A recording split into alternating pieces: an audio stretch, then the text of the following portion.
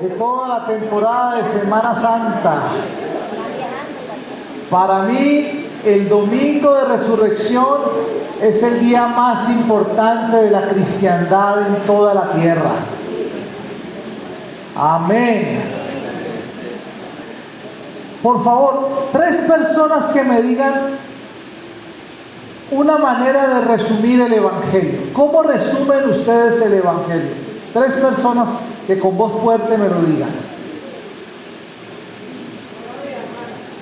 Para mí es fuente de vida, fuente de luz, es el oxígeno que necesita el ser humano en esta hora, en este momento de situación difícil, ¿verdad? Y que el Señor está presente en toda hora y en todo momento y se multiplica cada vez que lo invocamos. Necesitamos paz, queremos ser, estamos hambrientos de ti, Señor. Gloria a Dios. Muy bien. Pero eso no es el Evangelio. Esos son consecuencias y resultados del Evangelio. Pero muy bueno todo eso que digo. Ahorita eso va a tener un encaje en lo que voy a compartir. Gracias por compartirlo. Otro resumen del Evangelio, así como ella lo dice. Evangelio es el camino que nos lleva a Dios. Muy bien.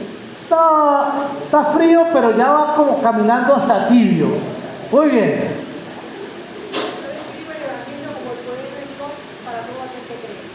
El Evangelio es el poder de Dios para todo aquel que cree. Está más tibia que nosotros, pero va bien, va bien. ¿Alguien más se arriesga?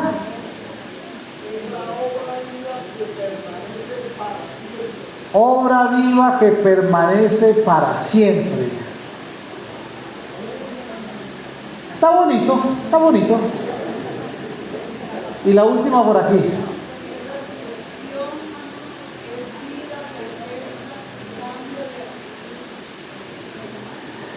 Ok. Por ahí en estos días me invitaron a un curso de superación personal y ahí uno cambia la actitud. O sea que eso es el Evangelio. ¿Sí? El Evangelio es... Esa es mi suegra. Denle un aplauso a mi suegra. Muy bien. El Evangelio nos da una nueva actitud. Es vida, es Cristo, es todo lo que ustedes han dicho.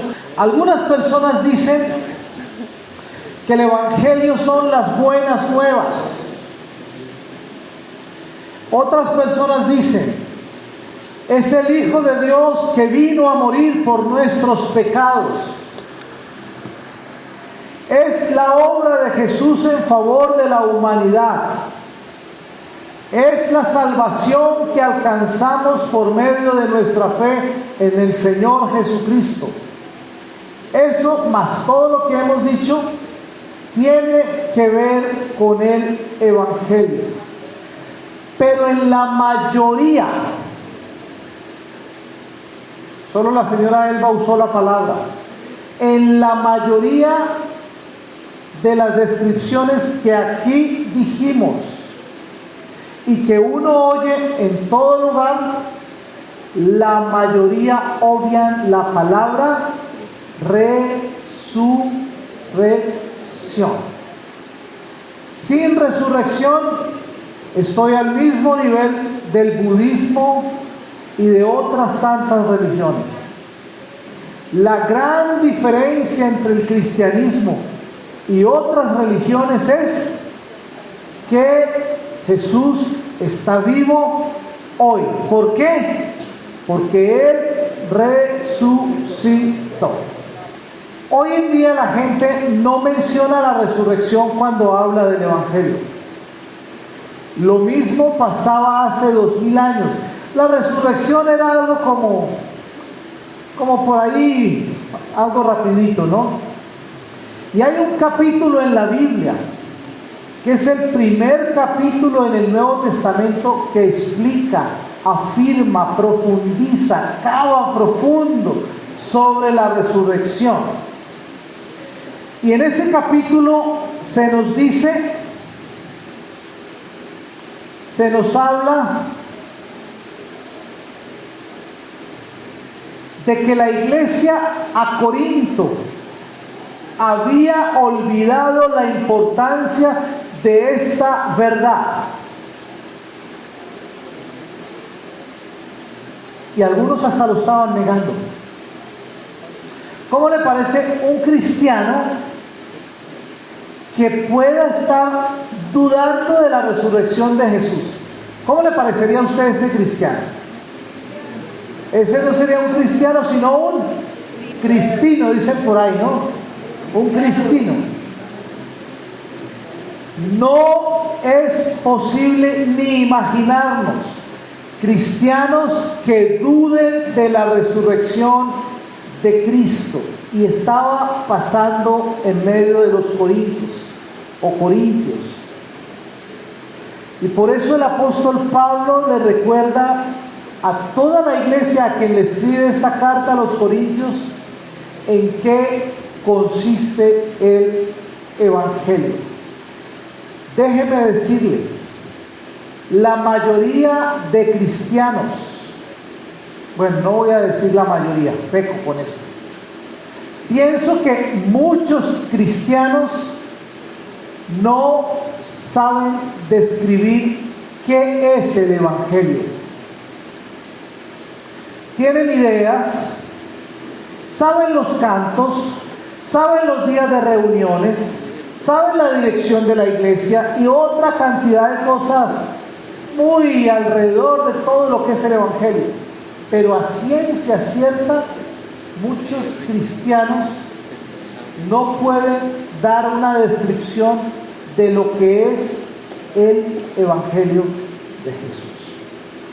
Para esta reflexión sobre la resurrección quisiera invitarles a considerar la primera epístola de San Pablo a los Corintios, capítulo 15. Es un capítulo de 58 versículos que no vamos a estudiarlos uno a uno.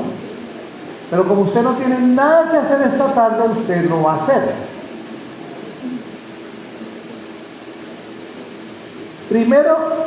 Primera Corintios 15, del 1 al 4. Además os declaro, hermanos, el evangelio que os he predicado, el cual también recibisteis, en el cual también perseveráis. Mire lo que le dice ahí hermoso Pablo a los Corintios. Hermanos, voy a repetirles el evangelio que les he predicado. No les he predicado nada más. Les voy a recordar el evangelio que ustedes recibieron y les voy a predicar el evangelio en el que ustedes todavía continúan como perseverando. ¿Está bien? Fácil de entender ese versículo. Siguiente. Por el cual asimismo, es decir, por ese evangelio, si ustedes retienen la palabra que les he predicado, ustedes son salvos. No es posible alcanzar la salvación aparte de este evangelio que habla de Cristo, que habla de vida, que habla de muerte, que habla de cruz, que habla de resurrección, que habla de salvación. No hay forma de alcanzar la salvación aparte de este evangelio que Él ha predicado. Si no creísteis en vano. Es posible que alguien haya creído, pero se haya apartado, creyó en vano. No tuvo ningún efecto ese evangelio. Lo tomó por un tiempo, pero luego lo olvidó. Sucede. Versículo 3. Porque primeramente os he enseñado lo que asimismo yo recibí. Y aquí empieza a describir el evangelio. Que Cristo murió por nuestros pecados conforme a las Escrituras. En las Escrituras está registrado esa muerte, cómo murió Cristo por los pecados. ¿Estamos entendiendo? Y el versículo 4. Y también el evangelio es que Jesucristo fue sepultado, pero que también al tercer día resucitó conforme a las Escrituras. ¿Qué significa conforme a las Escrituras? Conforme los evangelios y los primeros tiempos de la iglesia estaba registrado. Muy bien, vamos a pensar en eso. La resurrección es parte esencial del evangelio. Pero siempre la resurrección ha generado muchas preguntas, muchas dudas, muchos comentarios, etc. Que se robaron el cuerpo, que eso era una falsedad, que era un engaño, que Jesús no estaba muerto, que fue una trampa, que después le quitaron la piedra, que Él se voló y después apareció, que se hizo el muerto.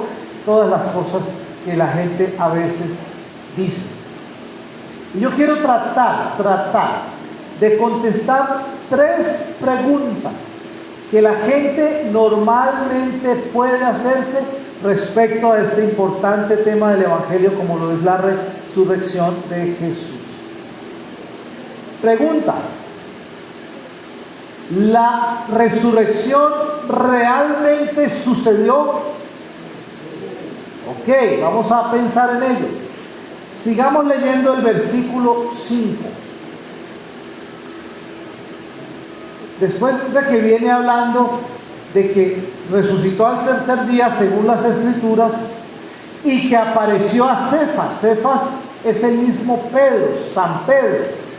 Y después se apareció a ¿quiénes?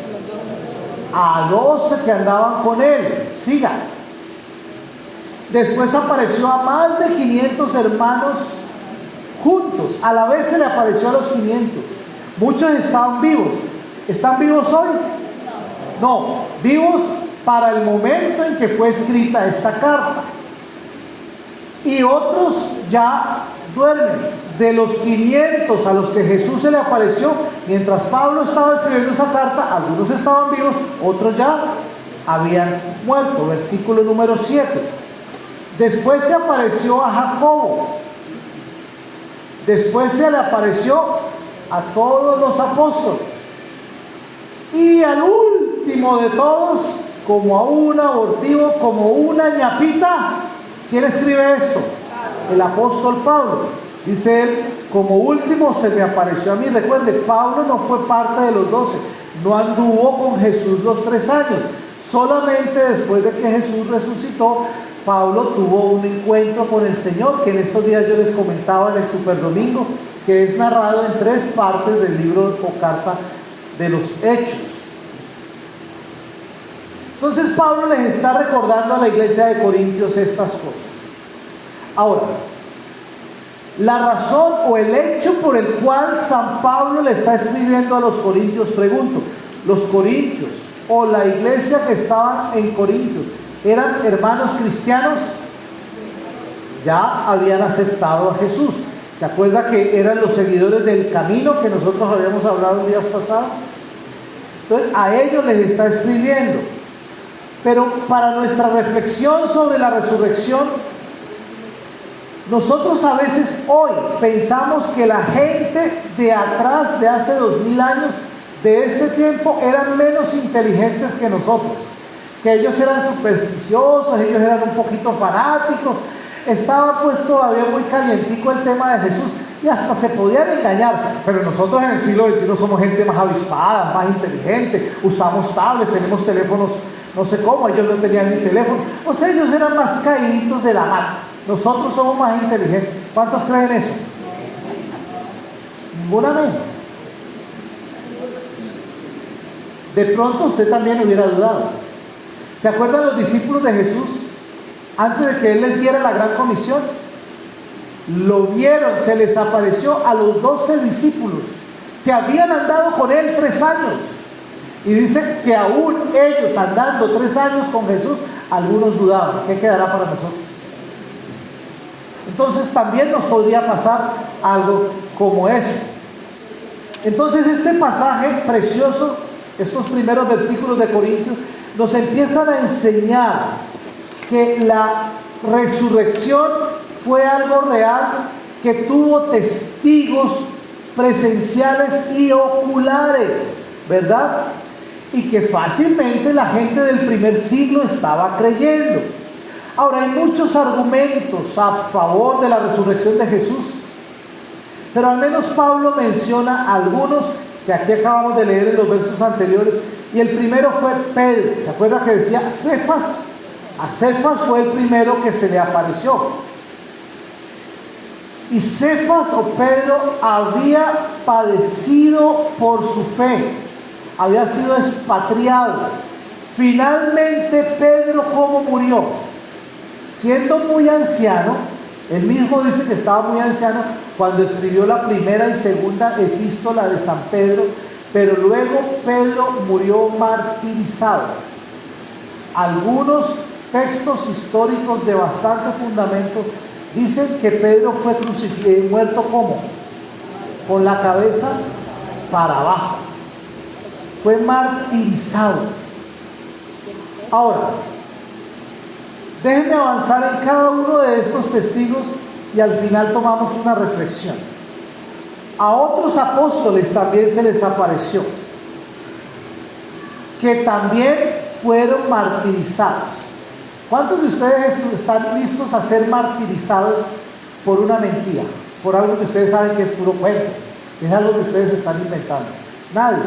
¿Qué nos hace pensar que Pedro no era tan inteligente como ustedes? O Pedro no era tan inteligente y nosotros sí somos inteligentes. Nosotros sí no nos dejamos engañar por una mentira. En cambio el pobre Pedro sí murió torturado y era una mentira. Ese sí es bobo, ¿no? ¿Está entendiendo? Pedro era bien inteligente, tanto como nosotros. Quizás la diferencia es que no manejaba teléfono celular. El único que todo indica que no fue martirizado fue el apóstol Juan. Parece ser que él muere de anciano y él estuvo en una isla retirada llamada Patmos, y allá es donde recibe el último escrito de la Biblia, que es el Apocalipsis. Se apareció a 500 personas el Señor Jesús, que eran corroborables, porque los corintios podían ir a preguntarles a esos 500. Yo me imagino que 500 son personas ubicables. Bueno, dice que algunos estaban muertos, otros ya no. Pero si yo me voy a Jerusalén, puedo preguntar, Jesús se le apareció a 500, ¿hay alguien por aquí? Yo creo que de 500 personas uno podría encontrar 10, 20, 30 o hasta 100. ¿Por qué no? O sea, esos 500, aparte de los muertos, eran personas corroborables, identificables, y podíamos ir a preguntarles: cuéntame, estoy escuchando una historia, ¿es verdad o mentira? A ti se te apareció, tú estabas ahí, y te van a decir: sí, yo al tipo lo vi, yo estuve ahí. Es decir, era corroborable esa aparición por 500 o un poquito menos, porque algunos ya habían fallecido. Ahora, al final y al último de todos se le apareció al propio San Pablo, ¿verdad? Y Pablo cuenta, versículos 9 y 10, Pablo dice: yo soy el más pequeño de los apóstoles, al último que me apareció a mí, el más pequeño de los apóstoles.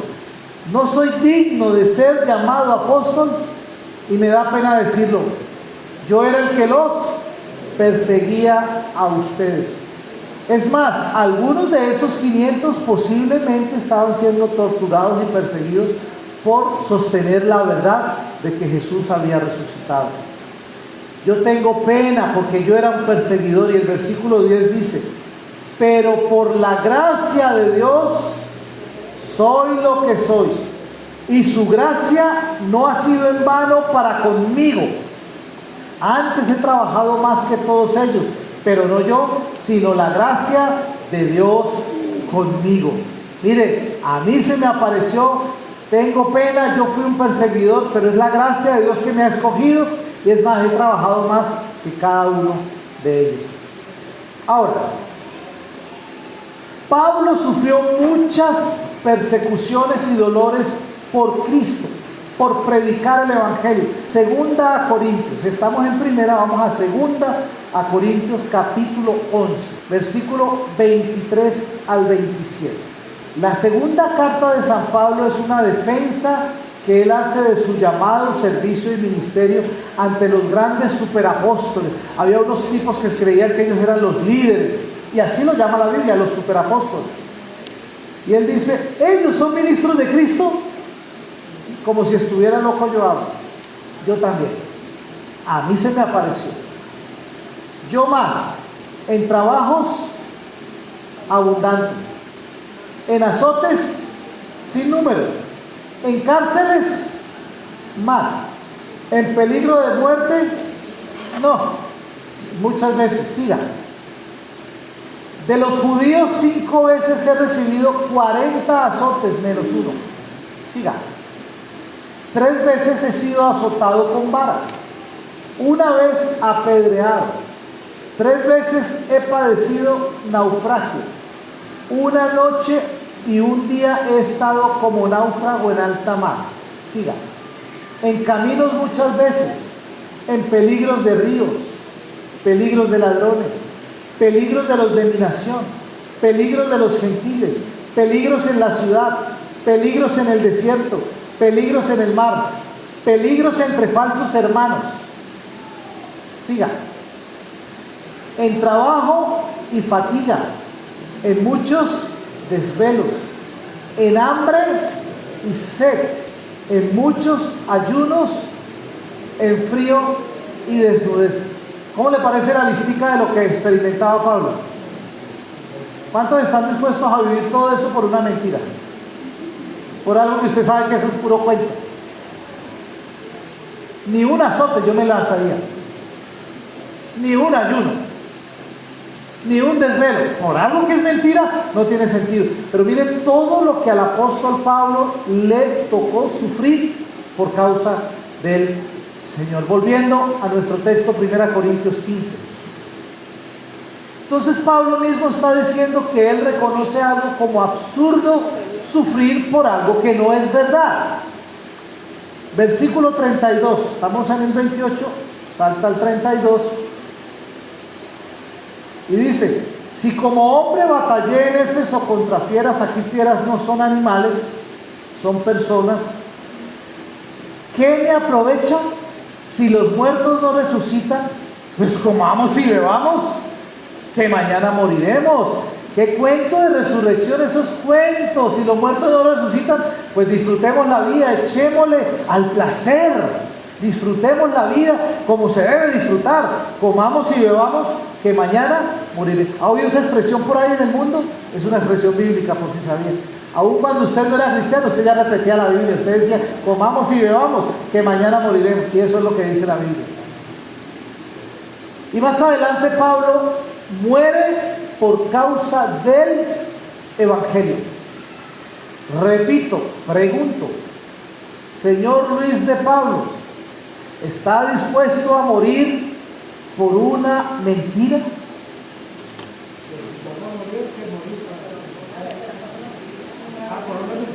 Por una mentira. Yo iba a decir, usted tenía que estar en el lugar del apóstol Pablo. Algo como eso. Nadie está dispuesto a morir por algo que es mentira. Y Pablo pues murió. Ahora, todos estos testigos de la resurrección que están mencionados aquí en los versículos anteriores, todos lo sufrieron por causa de Jesús. Pregunto, ¿no estaría bien que creamos al testimonio de hombres que estuvieron dispuestos a sufrir por esa verdad? Lo pregunto de otra manera. Si los 500 te dicen, o los que estaban vivos, miren, yo lo vi, es más, me han perseguido y sigo creyendo que sí resucitó, y a Pablo todo lo que le pasó, y a los demás, ¿usted estaría dispuesto a dudarlo? Así que los testigos que Pablo pone son testigos fidedignos, dignos de escuchar y prestarles atención. Ahora, ¿en verdad sucedió la resurrección? Mi primera pregunta. ¿Cuál es la respuesta suya? Hay testigos corroborables, ahí están mencionados por Pablo. La segunda pregunta que quiero responder es más corta. ¿Cuál es la importancia de la resurrección de Jesús? No hay evangelio sin resurrección. Pablo nos enseña además que debería ser obvio para toda persona, cristiano si no, sin la resurrección de Jesús, el cristianismo es una pérdida de tiempo. Ahí Pablo lo va a decir. Pablo dice, mire, es obvio, si Jesús no resucitó, es pérdida de tiempo nuestro evangelio. Saltemos al versículo 12. Pero si se predica que Cristo resucitó de los muertos, como dicen algunos de vosotros, entre vosotros, que no hay resurrección de muertos, sigan. Porque si no hay resurrección de muertos, entonces ¿qué? Pues tampoco Cristo resucitó, sería mentira. Y si Cristo no resucitó, mire lo que dice Pablo: vana es nuestra predicación. Estamos perdiendo el tiempo. Vana es también nuestra fe. Seguimos perdiendo el tiempo. Sigan. Es más, somos hallados ¿qué? Falsos testigos, porque estamos testificando de que Dios resucitó a Cristo, el cual es mentira, no resucitó. Si en verdad ustedes dicen que los muertos no resucitan, entonces somos los más falsos y mentirosos. Ese evangelio que predicamos no tiene valor, estamos perdiendo el tiempo. Comamos y bebamos, apague, vámonos. Pablo la tiene muy clara. Si ustedes creen que Cristo no resucitó, no me hagan perder el tiempo. No tiene sentido cantar, ni adorar, ni reunirnos el domingo. Pura paja.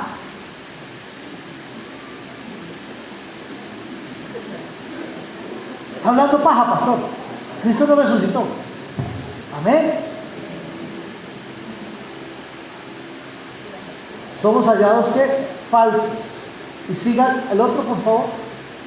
Porque si los muertos no resucitan, tampoco Cristo. Sigan. Y si Cristo no resucitó, repite, nuestra fe es vana, sin sentido, absurda. Y lo peor, aún están muertos en sus pecados. Y el que está muerto en sus pecados, ¿qué le pasa cuando se muere? Está frito. Se va a un lugar y no es el cielo. Si Cristo no resucitó, estamos fritos por los siglos de los siglos. Y el 18 y 19 dice: entonces también los que durmieron en Cristo, todos aquellos que murieron diciendo Cristo vive, sí, Cristo, también están fritos.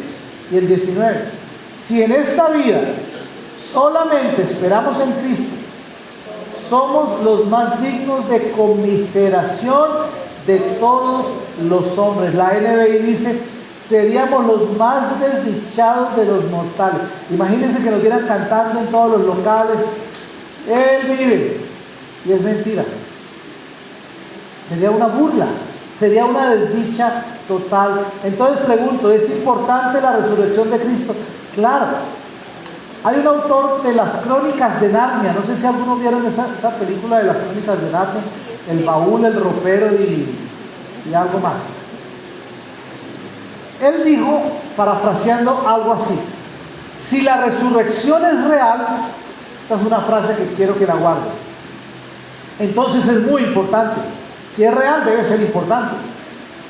Pero si la resurrección no es real, entonces pues no es importante. Lo único que la resurrección de Jesús no puede ser es ser medio importante. Si es importante. Si no resucitó, no es importante. Lo que no puede ser es medio importante. No. O no es, o sí es. Pero no medias tintas, algo como eso, ¿no? Entonces, sin la resurrección de Cristo, no tenemos por qué creer en la salvación. Es que yo creo que Él no resucitó, pero sí creo que voy a ser salvo. Expliquen eso. No hay forma de explicarlo. Sin resurrección no hay salvación, no hay vida eterna. Y la predicación del Evangelio sería un sinsentido y un engaño, y todavía estaríamos en condenación por nuestros pecados. Seríamos dignos de lástima, pero la resurrección es real y es lo que hace diferente nuestra fe. Entonces he respondido dos preguntas. ¿Ocurrió la resurrección? ¿Sí o no? Hay testigos. ¿Es importante? Es lo más importante, porque si no fuera verdad, seríamos dignos de lástima. Estaríamos en nuestros pecados, no iríamos al cielo. Y la última pregunta, y con esta cierro: si la resurrección es verdad, ¿cómo deberíamos entonces vivir.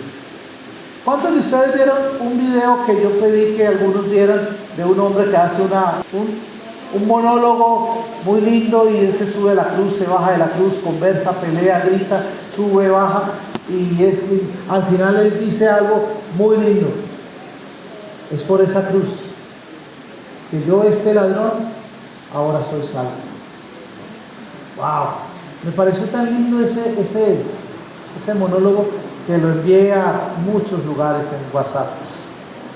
¿Cuántos creen que la resurrección es importante? ¿Cuántos creen que sucedió? Entonces la siguiente pregunta es para los que dijeron amén. Si no es importante, si no sucedió, no importa cómo vivas. Comamos y bebamos que mañana moriremos. Pero si me estás diciendo que es importante y que crees que sí resucitó Jesús, entonces no podemos vivir de otra forma sino como Él nos pide que vivamos.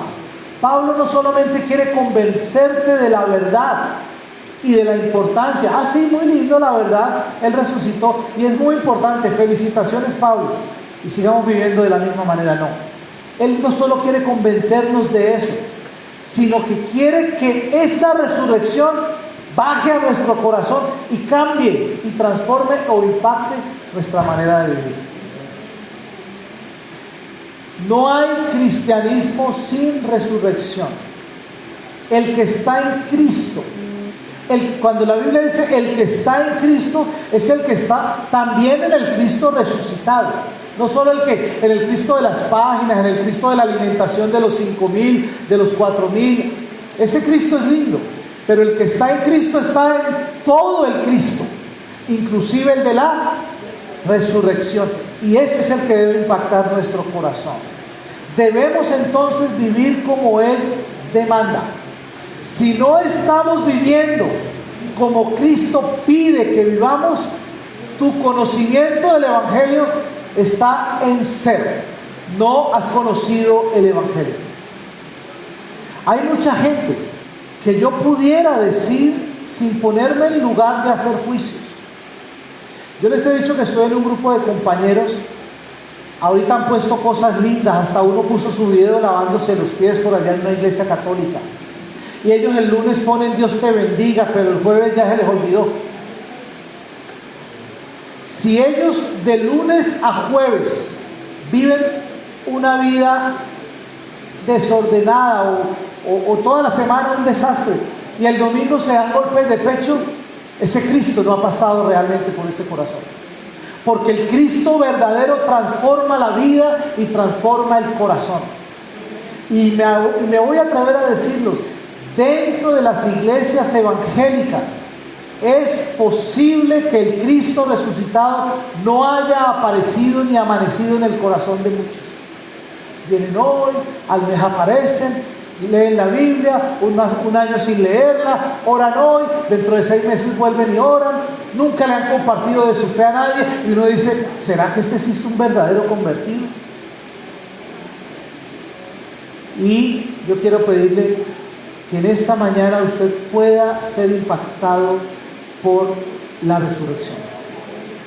Si usted cree en Cristo que resucitó y que eso es muy importante, nuestra forma de caminar, de vivir de aquí hacia allá debe ser nueva y diferente. Eso es lo que creo yo con todo mi corazón. Yo conocí a Jesús un 20 de febrero del año 1985. Desde ese momento hasta hoy, jamás yo me he apartado del Señor. Y que 3 meses, que 6 meses, que una vacacioncita, que una canita al aire, que por aquí, ¿no? Jesús cambió mi vida y la cambió para siempre. Pero a veces uno ve cristianos, los cristianos de la secreta, los cristianos toreros, por temporadas, ¿no? Y uno dice, y mejor dicho lo dejo ahí porque me pica la lengua. 1 Corintios 15, 32, 33. No erréis, las malas conversaciones corrompen las buenas costumbres. Ese es un versículo bíblico que está diciendo, no se ponga a hablar con aquellos que no creen en la resurrección, porque las malas conversaciones le van a decir a usted que no existe Cristo y usted va a terminar comiendo y bebiendo que mañana moriremos. Cuidado con quién habla y qué doctrina usted está oyendo. Si usted cree que Jesús resucitó y que eso es importante, debe afectar nuestra manera de vivir. Y el siguiente versículo, entonces, velad debidamente. Es decir, velar es estar pilas, atentos. Y no, ¿a quién le está diciendo esto? A los que creen que la resurrección es importante y que saben que es verdad. Si crees eso, entonces pilas, no pequéis, porque algunos no conocen a Dios. El que anda pecando y el que anda comiendo y bebiendo porque mañana moriremos, ¿qué dice ahí Pablo? Sencillamente no conoce a Dios. Y les lanza el último a los corintios. ¿Cuál es? Me da vergüenza decírselos, pero ustedes, corintios, a algunos no les ha amanecido el evangelio. Yo me imagino que Pablo les hubiera dicho: no lo digo por ustedes, pero a ustedes se los digo. Mírenlo, para vergüenza vuestra lo digo. Y saltemos por favor al 57 y 58. Pablo termina diciendo: mas gracias sean dadas a Dios, que nos da la victoria por medio de nuestro Señor Jesucristo. Y termina, la saca de jonrón con el último versículo. Después de que les explica si resucitó, es importante, pilas como viven, les dice: así que hermanos, concluyo mi capítulo con esto. Hermanos míos, amados, manténganse como firmes, inconstantes, no, constantes, creciendo en la obra del Señor cada 2 meses, siempre, hermanos, sabiendo que vuestro trabajo, nuestra constancia, nuestra fidelidad, nuestra perseverancia, nuestra lectura bíblica, nuestra oración, nuestra santidad, nuestro guardarnos, sabiendo que vuestro trabajo en el Señor no es en vano.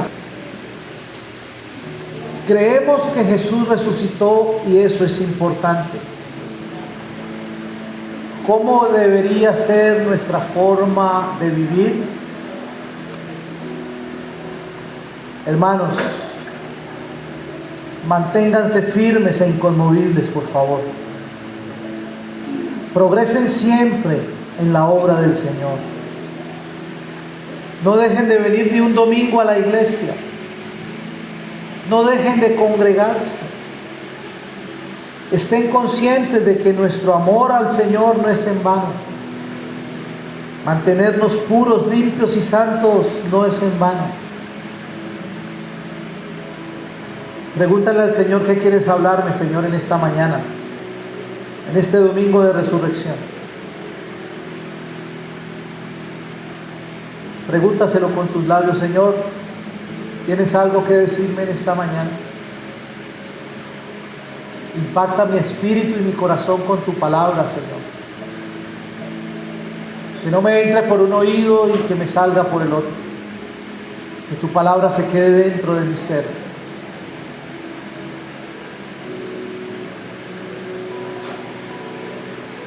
Porque ahora entiendo, Señor, que si tú no resucitaste, no tendría esperanza alguna para la vida eterna.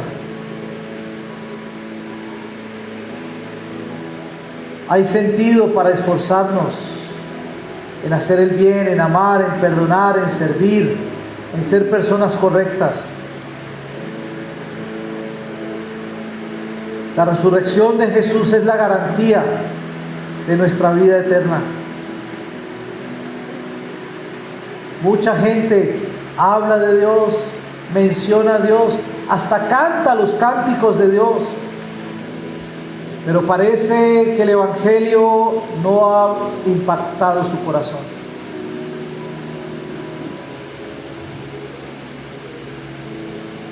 Que no sea así, Señor, en ninguno de nosotros. La tumba está vacía. Es la mayor muestra de amor. Es la mayor muestra de perdón. Es la muestra de misericordia para con una humanidad perdida. La tumba está vacía. Jesús vive hoy. Y podemos ir a Él. Todo aquel que en Él cree puede tener vida eterna. Jesús está vivo. Anímense a ser fieles, firmes, fuertes, constantes, perseverantes. ¿Sabes por qué? Porque Él está vivo. Él resucitó.